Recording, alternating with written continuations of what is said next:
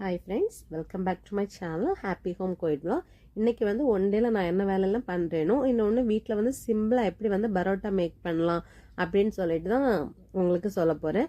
First காலையில் பிள்ளைங்களுக்கு பிரேக்ஃபாஸ்ட்டுக்கு சத்து மாவு இருக்குல்ல, நம்ம அந்த ஆரம்ப சுகாதார நிலையங்கள் எல்லாம் பிள்ளைங்களுக்கு சத்து மாவு கொடுப்பாங்கல்ல, அந்த சத்து மாவில் தான் புட்டு ரெடி பண்ணிகிட்ருக்கேன். இந்த சத்து மாவை நீங்கள் பிள்ளைங்களுக்கு கஞ்சி மாதிரி காய்ச்சியும் கொடுக்கலாம், உருண்டை மாதிரியும் நம்ம ரெடி பண்ணி கொடுக்கலாம். அதுக்கப்புறமா நான் வந்து என்ன பண்ணிக்கேன்னா புட்டு தான் ரெடி பண்ணிட்டு இருந்தேன். அதெல்லாம் கொஞ்சம் கஷ்டமாக இருக்குமோ அப்படின்னு தோணுச்சு. அதில் பிள்ளைங்களுக்கு வந்து குக்கரில் வச்சு அந்த சின்ன ஒரு புட்டு கூட இருக்கல, அதில் வந்து புட்டு தான் ரெடி பண்ணி கொடுத்துட்டு இருந்தேன். அவங்களும் சாப்பிட்டாங்க. அந்த புட்டு ரெடி பண்ணிட்டு இருக்கும்போதே காலையில் வந்து என்ன பண்ணுவேன்னா, எம்டி ஸ்டமக்கில் ட்ரை கிரேப்ஸ் இருக்குல்ல பிளாக்கு, அதை வந்து நைட்டு நல்லா ஹாட் வாட்டர் போட்டு சோக் பண்ண வச்சுருவேன். சோக் பண்ணிட்டு காலையில் வந்து நல்லா மசிச்சு ஃபில்ட்ரு பண்ணி பிள்ளைங்களுக்கு குடிக்க கொடுத்துருவேன். இது வந்து பிள்ளைங்களுக்கு நல்ல டைஜஷன் வந்து நார்மலாக போகும். இன்னொன்று பிள்ளைங்களுக்கு நல்லா பசி எடுக்கும். அதுக்கப்புறம் அவங்களும் பிரேக்ஃபாஸ்ட் சாப்பிட்டுட்டாங்க. அதுக்கப்புறமா பரோட்டாவுக்கு மாவு ரெடி பண்ணி வைக்கலாம் அப்படின்னு சொல்லிட்டு தான் கொஞ்சம் மைதா மாவும் கொஞ்சம் வந்து கோதுமை மாவும் ரெண்டுமே வந்து பாதி பாதி அளவு எடுத்துக்கிட்டோம். இதெல்லாம் பேசுகிறது வந்து ஹஸ்பண்டோட வேலை, மாவு எடுத்து கொடுக்குறது மட்டும்தான் என்னோட வேலை.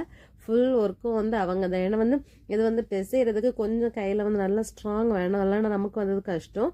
அதனால வந்து ஃபுல்லாக வந்து ஹஸ்பண்ட் தான் பண்ணிட்டு இருந்தாங்க. இதில் வந்து கொஞ்சமாக நெய் விட்டுக்கணும், அப்புறம் முட்டை ஒரு 3 முட்டை அடித்து விட்டுக்கணும். அதுக்கப்புறம் கொஞ்சம் சால்ட் உங்களுக்கு தேவையான அளவு போட்டு நல்லா வந்து பிசையணும். இது வந்து பிசைறதுல தான் நமக்கு இருக்குது அவ்வளோ சாஃப்டாக வர்றதுக்கு. சிலவங்க நார்மலாக வெறும் மைதா மாவுலேயும் செய்யலாம், இல்லை தனியாக வந்து கோதுமை மாவுலேயும் செய்யலாம். நான் வந்து ரெண்டுமே மிக்ஸ் பண்ணி தான் செய்யுது.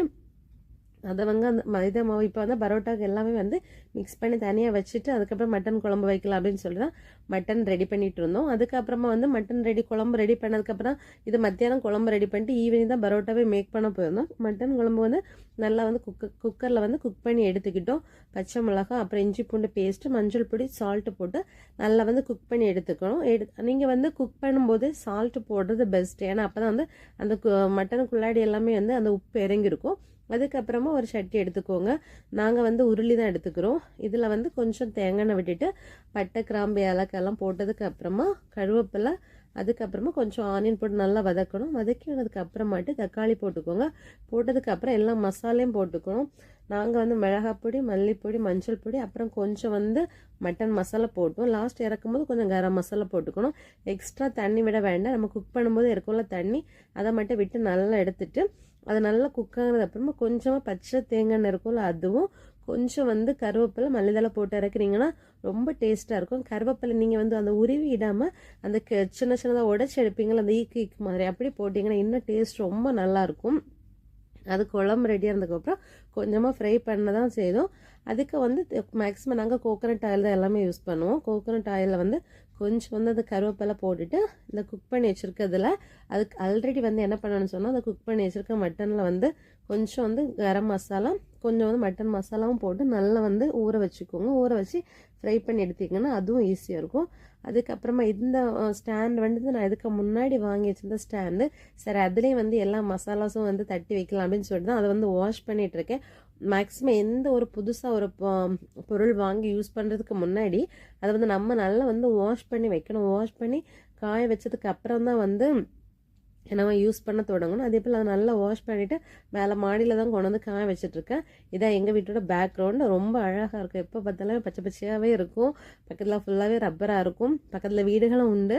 ஆனால் இது வந்து எங்களோட பேக் சைடு ஃபுல்லாக ரப்பர். அதை சுற்றி அந்த வாழைத்தோப்பு அந்த மாதிரி தான் இருக்கும். பையனுக்கு இந்த வியூவை காட்டணும்னு ரொம்ப ஆசை. அதனால ஃபுல் வியூவுமே அப்படி கவர் பண்ணிக்கிட்டே இருந்தால் பார்த்தாலே உங்களுக்கு தெரியும் ஃபுல்லாக பசுமையான ஒரு ஊர். நமக்கு இங்கேருந்து வெளிநாட்டில் இருந்துட்டு நம்ம ஊரில் போய் இதெல்லாம் பார்க்கும்போது பிள்ளைங்களுக்கு அது ஒரு ஹாப்பியாக இருக்கும். நமக்கு சரி ரொம்ப வருஷத்துக்கு அப்புறம் நம்ம ஊரை பார்க்குறோம் அப்படிங்கிற ஒரு சந்தோஷமாகவும் இருக்கும். அதுக்கப்புறம் வீட்டில் எல்லா வேலைகளும் கொஞ்சம் கொஞ்சமாக முடிச்சதுக்கு அப்புறமாட பிள்ளைங்களுக்கு மத்தியானம் சாப்பாடு கொடுத்துட்டு, ஏன்னா வந்து ரைஸும் வந்து மட்டன் குழம்பு தான் இருந்து அதை வந்து அவங்க சாப்பிட ஆரம்பிச்சிட்டாங்க. அவங்க சாப்பிட்டதுக்கு அப்புறமா திரும்ப வந்து அந்த ட்ரை பண்ண பாத்திரத்தை எல்லாம் எடுத்துகிட்டு வந்துட்டு அதில் நான் மசாலா கொட்டி வைக்க ஆரம்பிச்சிட்டேன். இது எதுக்குன்னா மேக்ஸிமம் வந்து நம்ம அந்த கடுகு வெந்தயம் எல்லாம் இருக்கலாம், அதை தட்டி வைக்கிறது தான். அதை வந்து நம்ம இது வந்து ரோல் பண்ணி எடுக்கலாம். இது வந்து நல்லா சுற்றும். நமக்கு அப்படியே நின்று எடுக்கலாம். எல்லா டப்பாயும் கை கொண்டு தான் தூக்கி தூக்கி எடுக்கணும்ல.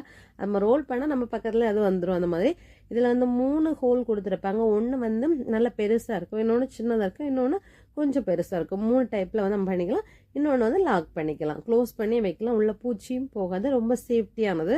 அதனால தான் இது வந்து நான் யூஸ் பண்ணிட்டு இருக்கேன். சின்ன ஹோல்னால் சின்ன இதில் சால்ட் அண்ட் பெப்பர் கூட நம்ம போட்டு வைக்கலாம். பையன் வேற வந்து நல்லா உருட்டி உருட்டி விளையாடிக்கிட்டே இருந்தான். அது வந்து இல்லை அடியில் ஏதோ ஒரு கொடுத்துருந்தாங்க போல இருக்குது, அது வந்து ரொட்டேட் ஆகிட்டே இருந்துச்சு. அவனுக்கு அதை பார்க்கும்போது ஒரு ஹாப்பியாக விளையாடிட்டே இருந்தான். சரிடா போதும் விளையாடினது விடு அப்படின்னு சொல்லிட்டு தான் அடுத்து திரும்ப இது பண்ண ஆரம்பித்தோம். திருப்பி ஈவினிங் ஆகும்போது திரும்பவும் எடுத்து மாவை நல்லா பிசைய ஆரம்பிச்சாச்சு. நல்லா பிசைஞ்சு திருப்பி கொஞ்சம் எண்ணெய் விட்டுக்கோங்க. சிலவங்க டால்டா விடுவாங்க, கீ விடுவாங்க. நாங்கள் கொஞ்சம் கோகோனட் ஆயில் தான் விட்டுட்டோம். போட்டு என் ஹஸ்பண்ட் அது துணி துவைக்கிற போது நல்லபடி துவைச்சி திரும்ப ஊற வைக்கணும். திரும்ப கொஞ்ச நேரம் கழிச்சு திரும்ப பிசையணும். கொஞ்ச நேரம் வச்சு தான் நம்ம இதை பிசைய வேண்டியதாக இருக்கும். அதுக்கப்புறமா குட்டி குட்டியாக உருட்டி வைக்கணும். உருட்டி வச்சோம் கொஞ்ச நேரம் வந்து நம்ம வெயிட் பண்ணணும். அப்போ தான் அது வந்து நல்லா சாஃப்டாக வரும். நம்ம எவ்வளோ பிசைகிறோமோ அந்த அளவுக்கு வந்து உங்களுக்கு வந்து பரோட்டா வந்து சாஃப்டாகவே வந்து உங்களுக்கு வரும். நானும் ஹஸ்பண்டும் மட்டும் நல்லா பிசைஞ்சிட்டு தான், பாதி அவங்களும் பாதி நானும் மட்டும் நல்லா பிசைஞ்சு. ஏன்னா மாவு எடுத்தது கொஞ்சம் நிறைய ஆன மாதிரி இருந்துச்சு. அதனால சரி ஓகே 2 பேருமா சேர்ந்தே பண்ணலாம் அப்படின்னு சொல்லி தான் பண்ணிட்டோம். இப்போ வந்து ஹஸ்பண்ட் வந்து அதை சின்ன உருட்டி அதை விட்டு ஒரே அடி, நம்ம வந்து ஹோட்டலெல்லாம் அடிப்பாங்கள்ல அதே போல் ட்ரை பண்ணி பார்க்கும்போது அது கொஞ்சம் சில நேரம் அழகாக வந்து சில நேரம் அது கொஞ்சம் அழகாக வராத மாதிரி. சரி ஓகே நம்ம ப்ரொசீஜர்லேயே போகலான்னு சொல்லிட்டு அவங்களுக்கு தெரிஞ்ச மாதிரியே ரெடி பண்ணிட்டு இருந்தாங்க. அதுக்கப்புறம் பக்கத்தில் நானும் வந்து பரோட்டா சுட்டு எடுக்க ஆரம்பிச்சுட்டு அவங்க ஒன்று தர நானும் இங்கே ரெடி பண்ண ஆரம்பிக்கும்போது குயிக்காக வேலை முடிஞ்சிச்சு. ஒரு ஆளாக செய்யும்போதும் கொஞ்சம் கஷ்டமாக இருக்குது, 2 பேராக செய்யும்போது நமக்கு கொஞ்சம் வந்து ஈஸியாகவே இருக்கும் நமக்கு. நானும் வந்து ஒரே பாத்திரத்தில் வச்சு செய்து பார்த்தேன் வந்து டக்குன்னு முடியலை, டைம் ஆகிட்டே இருந்துச்சு. சரி ஓகே இன்னொரு அடுப்பையும் பற்றாச்சு, அதுலேயும் போட்டு அப்படி மாறி செய்யும்போது தான் கொஞ்சம் குயிக்காக முடிஞ்சிச்சு. பட் வந்து ரொம்ப சாஃப்டாக இருந்துச்சு. எல்லாருமே வந்து சாப்பிட்டுட்டு நல்லா இருக்குன்னு சொல்லியிருந்தாங்க. அதுக்கப்புறம் மட்டன் குழம்பும் வச்சு நைட்டு எல்லாருமே சாப்பிட ஆரம்பிச்சிடும். அப்பா எல்லாருமே சேர்ந்து நைட்டு ஃபேமிலியாக சாப்பிடும்போது அது ஒரு ஹாப்பியாக இருந்துச்சு. என்னோட சேனல் பிடிச்சதுன்னா லைக் பண்ணி ஷேர் பண்ணி சப்ஸ்கிரைப் பண்ணுங்கள்.